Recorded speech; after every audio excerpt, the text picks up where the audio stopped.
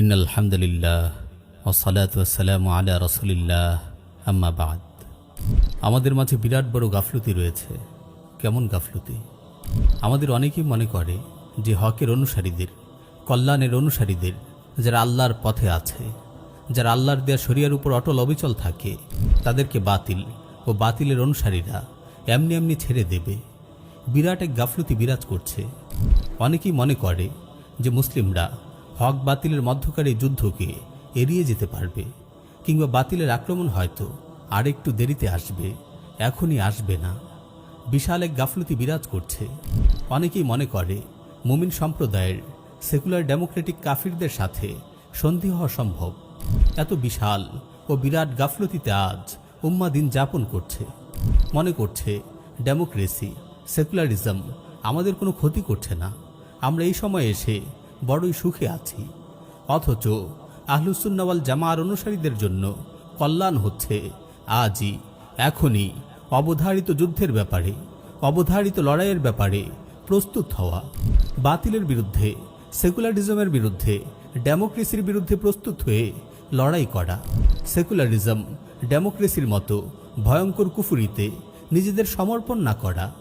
জেনে রাখুন, হক বাতিলের এই দ্বন্দ্বে, ইসলাম ও কুফরের এই লড়াইয়ে সেকুলারিজমের মতো মতবাদগুলো কখনোই ইসলাম ও মুসলিমকে ছাড় দেবে না, বরং তারা আক্রমণ করবে আপনার আমার ইমানের উপর। এটা এমন এক লড়াই যেখানে লড়াই না করে কোনো উপায় নেই। আপনি যদি আপনার ইমানকে বাঁচাতে চান, তবে আপনাকে লড়াই করতেই হবে। আপনি যদি আপনার সন্তানকে বাঁচাতে চান কুফরি থেকে, আপনাকে লড়াই করতেই হবে। এটা এমন এক লড়াই যে লড়াইয়ে বাতিলের বিরুদ্ধে না লড়ে এমনি বসে থাকতে পারবেন না। সেকুলারিজম ও তার মতো অন্যান্য মতবাদের সাথে আপোষ চলে না, কারণ ইমানের প্রশ্নে কখনো আপোষ হয় না। প্রিয় ভাই ও বোন, ইমান ও কুফর কখনো এক ব্যক্তির মাঝে একত্রিত হতে পারে না। তেমনি স্বাভাবিক ও স্পষ্ট কথা, তাওহীদ ও সেকুলারিজম কখনো এক ব্যক্তির মাঝে একত্রিত হতে পারে না। যে হৃদয়ে ইমান আছে সে হৃদয়ে সেকুলারিজমের জায়গা হয় না। যে হৃদয়ে সেকুলারিজম আছে সে হৃদয় তাওহীদ ও ইমানের ধারক হতে পারে না। সেকুলারিজম কি জিনিস? সেকুলারিজমের মূল কথা কি? সেকুলারিজম হচ্ছে এমন এক মতবাদ যা মানুষের জীবন থেকে দিনকে বিচ্ছিন্ন করে দেয়। রাষ্ট্রীয় পর্যায় থেকে শুরু করে একেবারে ব্যক্তি পর্যায় পর্যন্ত সকল পর্যায়ে একজন মানুষকে ধর্মহীন করে দেয়, এমন এক মতবাদ হচ্ছে সেকুলারিজম। যদিও সেকুলারিজমের বাংলা অনুবাদ করা হয় ধর্মনিরপেক্ষতাবাদ, কিন্তু আপনি এতে বিভ্রান্ত হবেন না। সেকুলারিজমের প্রবক্তাদের প্রদত্ত সংজ্ঞা, এর বৈশিষ্ট্য ও প্রয়োগ থেকে স্পষ্টভাবে বোঝা যায় যে সেকুলারিজম হচ্ছে মানুষের জীবনকে ধর্ম ও ইলাহীন করে দেওয়ার ঘৃণ্য এক কুফরি মতবাদের নাম। আপনি, আমি, পৃথিবীর প্রতিটি মুসলিম যেই কালিমা পড়ে মুসলিম হয়েছি, কালিমাতুত তাওহীদ, লা ইলাহা ইল্লাল্লাহ। লা ইলাহা অর্থ কোনো ইলাহ নেই, ইল্লাল্লাহ একমাত্র আল্লাহ ছাড়া। কোনো ইলাহ মানি না একমাত্র আল্লাহ ছাড়া। লা ইলাহার অর্থ হচ্ছে তাগুতকে বর্জন করা। ইল্লাল্লাহর অর্থ হচ্ছে আল্লাহর প্রতি ঈমান আনা। লা ইলাহার মানে হচ্ছে তাগুত, শিরক ও কুফরকে বর্জন করা। ইল্লাল্লাহর অর্থ হচ্ছে একমাত্র আল্লাহর ইবাদত ও আনুগত্য করা। শিরক হচ্ছে আল্লাহর উপাসনার সাথে সাথে অন্য কারো উপাসনা করা, অথবা আল্লাহকে ব্যতি রেখে অন্য কারো উপাসনা করা। শিরকের দুটো প্রকার রয়েছে, শিরকুল ইরাদা ওয়াল কাসদ। দ্বিতীয় প্রকার শিরকুত তাআতি ওয়াল ইত্তিবা। শিরকুল ইরাদা ওয়াল কাসদ হচ্ছে ইবাদতের কোনো কাজ, যেমন সালাত, কুরবানি, দোয়া, মানত আল্লাহ ছাড়া অন্য কারো উদ্দেশ্যে করা, যেমনি জাহিলি যুগের মানুষেরা করত। আর তারা বলতো, মা না'বুদুহুম ইল্লা লিয়ুকাররিবুনা ইলাল্লাহি যুলফা। আমরা তো এদের পূজা এজন্যই করি যে এরা আমাদেরকে আল্লাহর সান্নিধ্যে এনে দেবে। এখানে তাগুতের আসনে বসানো হয় কোনো মূর্তি, প্রতিমা, মৃত ব্যক্তির মাজার, কিংবা কোনো জীবিত ভণ্ডপীর, জিন ইত্যাদিকে। শিরকুত তাআ ওয়াল ইত্তিবা হচ্ছে আল্লাহ প্রদত্ত শরিয়ার বিরোধিতা করা, আল্লাহর দেয়া হুকুম ও শাসন মেনে না নেয়া। আর এ না মানাই ইসলাম ও জাহিলিয়াতের মধ্যকার পার্থক্য রেখা, ঈমান ও কুফরের পার্থক্য রেখা। একজন মুমিন কখনোই আল্লাহর শরিয়া, আল্লাহর দেয়া বিধিবিধানকে প্রত্যাখ্যান করে না, অস্বীকার করে না, না মানার মানসিকতা রাখে না। আর একজন কাফির, একজন মুশরিক, সে আল্লাহর বিধানের বিপরীতে মানব রচিত বিধিবিধানকে গ্রহণ করে নেয় মনে প্রাণে। এখানে তাগুতের আসনে বসানো হয় কোনো নেতা, শাসক, কোনো আইন প্রণয়ন কমিটি, কোনো সংবিধান প্রণেতা পার্লামেন্ট, কোনো মানবরচিত সংবিধান, কোনো দলের মূলনীতি ও কোনো কুফরি মতবাদকে। বাস্তবতা হচ্ছে উভয় প্রকার শিরকের কারণ একই জায়গায় এসে একত্রিত হয়, আর সেটা হচ্ছে তাগুতকে বর্জন না করা ও আল্লাহর প্রতি ঈমান না আনা। যদি সত্যি কুফরি মতবাদের অনুসারী ঈমান আনত, তবে সে এক আল্লাহর ইবাদত করত, এক আল্লাহর দেয়া বিধানই হতো তার জীবন যাপনের সংবিধান। সে অন্যদিকে অন্য মতে দীক্ষিত হতো না। সে ওই বিধানে গ্রহণ করত যে বিধান রাব্বুল আলামিন তার রাসূলের মাধ্যমে পাঠিয়েছেন আর ঘোষণা করেছেন, ইনিল হুকমু ইল্লা লিল্লাহ, আমারা আল্লাহ তা'বুদু ইল্লা ইয়্যাহ, যালিকাদ দীনুল কাইয়্যিম ওয়ালাকিন্না আকসারান নাসি লা ইয়ালামুন। হুকুম দেওয়ার, বিধান দেওয়ার অধিকার শুধু আল্লাহরই। তিনি নির্দেশ দিয়েছেন যে তোমরা শুধুমাত্র তারই ইবাদত করবে, আর কারো ইবাদত করবে না। এটাই সরল সঠিক দিন, কিন্তু অধিকাংশ মানুষ এটা অবগত নয়। ইংরেজ, ফরাসি, পর্তুগিজ প্রভৃতি উপনিবেশিক শক্তির আক্রমণ ও দখলদারিত্বের পূর্বে মুসলিম ভূখণ্ডের কোনো মানুষ কখনো চিন্তাই করতে পারেনি যে মুসলিম সমাজ, মুসলিম রাষ্ট্র আল্লাহর শরিয়া ছাড়া কোনো তাগুতি মতবাদ বা সংবিধানের আলোকে পরিচালিত হতে পারে। প্রিয় ভাইয়েরা, তাগুত এক একবার এক এক চেহারায় আসে, কখনো এ বেশে তো কখনো আরেক বেশে। এ যুগেও তাগুতের বহু চেহারা আমরা দেখতে পাচ্ছি, কিন্তু সর্বাবস্থায় তাগুতের সাথে একজন মুমিনের, একজন ইমানদারের আচরণ হচ্ছে প্রত্যাখ্যানময়। তাগুতকে বর্জন করাই হচ্ছে ঈমানের মৌলিক দুটি শর্তের একটি। লা ইলাহা ইল্লাল্লাহর সাক্ষ্য দেওয়ার অর্থই হচ্ছে তাগুতকে অস্বীকার করা, তাগুত ও তাগুতের দোসরদের সাথে সম্পর্ক ছেদ করা। ইমাম ইবনু তাইমিয়া রাহিমাহুল্লাহ বলেন, মানুষের কাছে দুটি পথ থাকে, যার একটি না একটি অবধারিত। এখানে তৃতীয় কোনো ব্যবস্থা নেই। হয় মানুষ আল্লাহর দাসত্ব করবে, অন্যথায় সে এই দাসত্বকে ত্যাগ করে গায়রুল্লাহর দাসত্ব করবে। আর গায়রুল্লাহর প্রতি উবুদিয়্যাতটা ছোট আকারে হোক বা বড় আকারে, সবশেষ ফলাফল হলো এটা শয়তানের উপাসনাই হয়ে থাকে। অথচ রাব্বুল আলামিন আমাদের প্রতি লক্ষ্য করে বলেছেন, আলাম আহাদ ইলাইকুম ইয়া বানি আদম আল্লা তা'বুদুশ শাইতান ইন্নাহু লাকুম আদুউম মুবিন ওয়া আন ই'বুদুনি হাযা সিরাতুম মুস্তাকিম। হে আদম সন্তান, আমি কি তোমাদেরকে নির্দেশ দেইনি যে তোমরা শয়তানের ইবাদত করো না? কারণ সে তোমাদের প্রকাশ্য দুশমন, আর আমারই ইবাদত করো, এটাই সরল সঠিক পথ। বলা বাহুল্য, ইতিহাসে বারবার তাগুতের চেহারা বদলেছে। আরবরা মূর্তি পূজা করত, সেখানে পুরুষ নারীর মূর্তি ছিল। বহু বাতিল ধর্মেও আজও মূর্তির পূজা রয়েছে। আবার ইউরোপের অন্ধকার যুগ শেষ হয়ে রিফরমেশন, এনলাইটেনমেন্টের সময় হয়ে ঊনবিংশ, বিংশ ও একবিংশ শতাব্দীতে বহু আপডেট তাগুত ও মূর্তি এসেছে। মানুষ শয়তানের প্ররোচনায় এসব মূর্তি তৈরি করেছে তাদের পূজা অর্চনার জন্য। পুরনো মূর্তি ও তাগুতের স্থানে নতুন মূর্তি ও তাগুত এসে বসেছে। এমন কিছু তাগুত ও মূর্তি হচ্ছে রাষ্ট্র, রাষ্ট্র পরিচালক, দলীয় মতবাদ, কমিউনিজম, সেকুলারিজম, হিউম্যানিজম ইত্যাদি। নিঃসন্দেহে সেকুলারিজম তাগুতি জাহিলি কুফরি মতবাদ। এক কথায় সেকুলারিজম সম্পর্কে এভাবেই বলতে হবে যে সেকুলারিজম হচ্ছে তাগুতি জাহিলি কুফরি মতবাদ। সেকুলারিজমের গঠনতন্ত্রের মধ্যেই রয়েছে এমন শর্ত বৈশিষ্ট্য যা কালিমাতুশ শাহাদা লা ইলাহা ইল্লাল্লাহর সম্পূর্ণ বিপরীত। সেকুলারিজমের দুটি মৌলিক শর্ত হচ্ছে, এক, সেকুলারিজম হচ্ছে আল্লাহকে অস্বীকার করে মানবীয় আকলকে ও নফসকে প্রভু বানানো। দুই, সেকুলারিজম হচ্ছে আল্লাহর নাজিলকৃত বিধান দিয়ে বিচার ফায়সালা না করে মানব রচিত বিধিবিধান দিয়ে বিচার ফায়সালা করা, যা অকাট্য শিরক ও কুফরি। আর আল্লাহকে ছেড়ে নফস ও আকলকে প্রভু বানানো, আল্লাহর শরিয়া ছেড়ে মানব রচিত সংবিধানকে শিরোধার্য করা, তার অনুসরণ ও অনুকরণ করার মানে হচ্ছে আকলকে ও মানব রচিত সংবিধানকে তাগুতের আসনে আসীন করা। তাই সেকুলারিজম হচ্ছে স্পষ্ট জাহিলিয়াত। এমন জাহিলিয়াত কি কখনো মুমিনদের কাম্য হতে পারে? এমন জাহিলিয়াত যদি কোনো মুমিন কামনা করে, তার মানে সে তাগুতকে কামনা করে। আর তাগুতকে কামনাকারী মুমিন হতে পারে না। আল্লাহ রাব্বুল আলামিন ইরশাদ করেন, ওয়া মান লাম ইয়াহকুম বিমা আনজালাল্লাহ ফাউলাইকা হুমুল কাফিরুন। আল্লাহ যা নাজিল করেছেন সে অনুযায়ী যারা বিচার ফয়সালা করে না তারাই কাফির। আমার ভাইয়েরা, অনেকেই সেকুলারিজমের কুফরি নিয়ে, ডেমোক্রেসির কুফরি নিয়ে বিভ্রান্ত।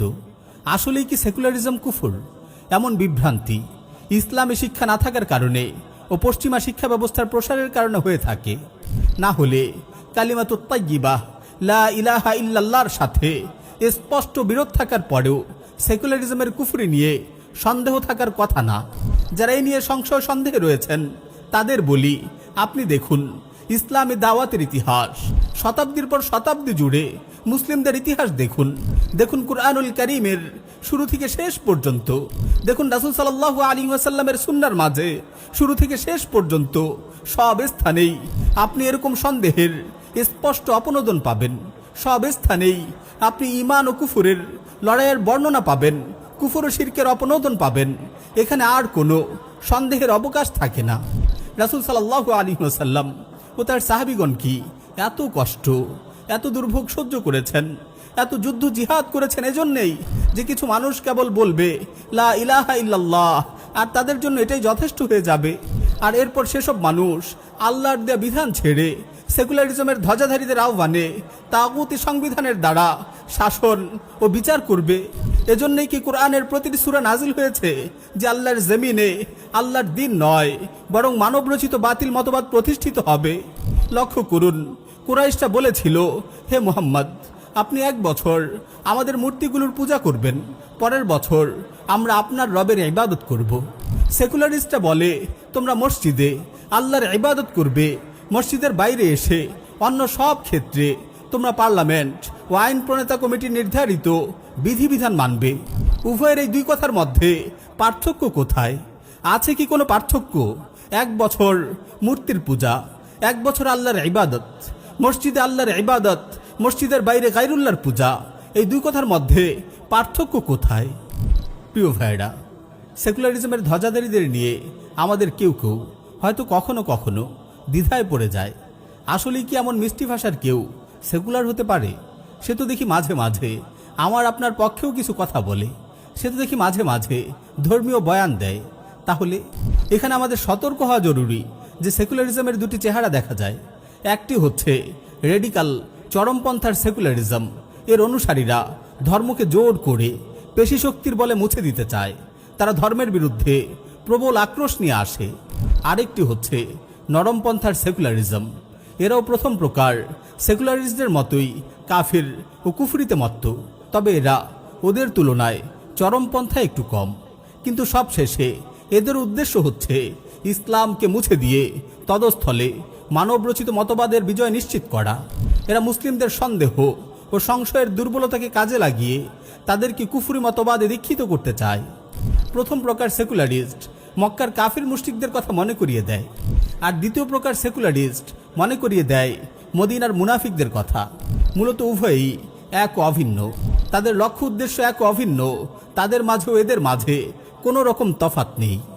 সেকুলারিজম নিয়ে যদি প্রশ্ন করি সেসব লোকের উদ্দেশ্যেও যারা নিজেদের মুসলিম বলে পরিচয় দেয়, আবার সেকুলারিজম নিয়ে মুগ্ধতায় ভোগে। যদি ইসলাম থেকে রাষ্ট্র পরিচালনা, জীবন পরিচালনার বিধিবিধান না নেওয়া হয়, তবে কাদের থেকে নেওয়া হবে এ সকল বিধান ও আইন কানুন? এর জবাব যেভাবেই দেওয়া হোক না কেন, জবাবের খোলাসা হচ্ছে ইসলাম ছেড়ে যদি অন্য কোনো কিছু থেকে এসব বিধান নেওয়া হয় তবে সেটা হচ্ছে গায়রুল্লাহ তথা মানবরচিত বিধিবিধান। সেটাই হবে জীবন যাপনের সংবিধান, সেটারই আনুগত্য করে সেকুলারিস্টরা। ফলাফল হিসেবে কি পাচ্ছি আমরা? আল্লাহর সাথে শিরক। আল্লাহর বিধান ছেড়ে গায়রুল্লাহর বিধান মানা অনুসরণ করার চেয়ে অধিক স্পষ্ট শিরক আর কিছু আছে কি?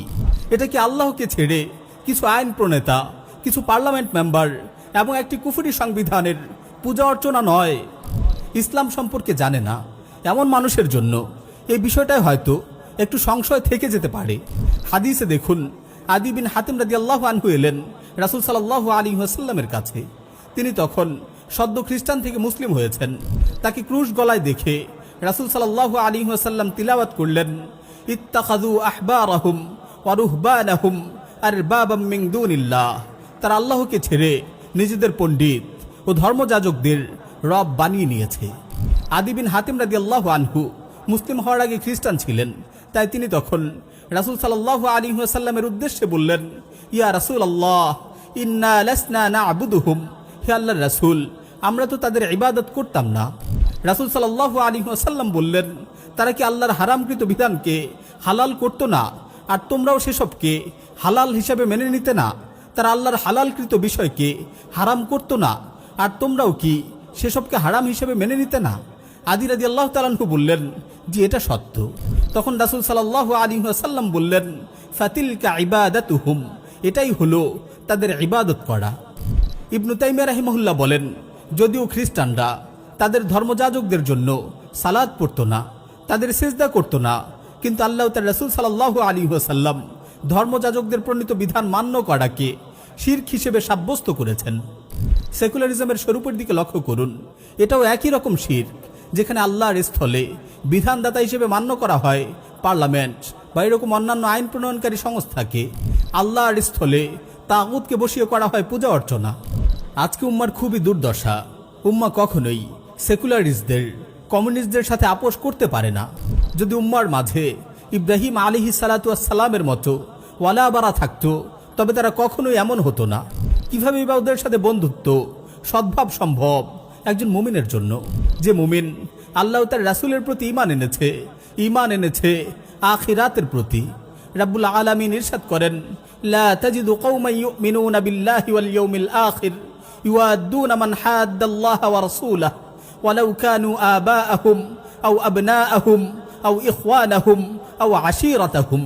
আল্লাহ ও পরকালে বিশ্বাসী এমন কোন সম্প্রদায় তুমি পাবে না যারা আল্লাহ ও তার রাসূলের বিরোধিতাকারীদের ভালোবাসে, হোক না এই বিরোধীরা তাদের পিতা অথবা পুত্র অথবা তাদের ভাই অথবা তাদের জাতি গোষ্ঠী। আহলুস সুন্নাহ ওয়াল জামাআর জন্য এখনো কি সময় হয়নি বাহ্যিক ও অভ্যন্তরীণ সব দিক থেকে আক্রমণকারী এই ভয়ঙ্কর সেকুলারিজমকে ছুঁড়ে ফেলার? এখনো কি সময় হয়নি সতর্ক হওয়ার? এখনো কি সময় হয়নি নিজের আকীদা অস্তিত্বের হেফাজতের জন্য এসব মতবাদের বিরুদ্ধে লড়াই করার? এখনো কি সময় হয়নি সেকুলারিজম, কমিউনিজমের মতো মতবাদকে ছুঁড়ে ফেলে এক আল্লাহর দেয়া ইসলাম ও ইসলামী শরিয়ার ছায়াতলে আশ্রয় নেবার? এখনো কি সময় হয়নি সেকুলারিস্ট, কমিউনিস্ট, মুনাফিক ও কাফিরদের মুখোশ উন্মোচন করে তাদের ভয়ঙ্কর কুটচাল ও ষড়যন্ত্রের কথা উম্মার সামনে তুলে ধরার? এখনো কি সময় হয়নি সত্য দিনের শরিয়াকে প্রতিষ্ঠিত করার লড়াইয়ে এগিয়ে আসার? এখনো কি সময় হয়নি আপন রবের দিকে ফিরে আসার?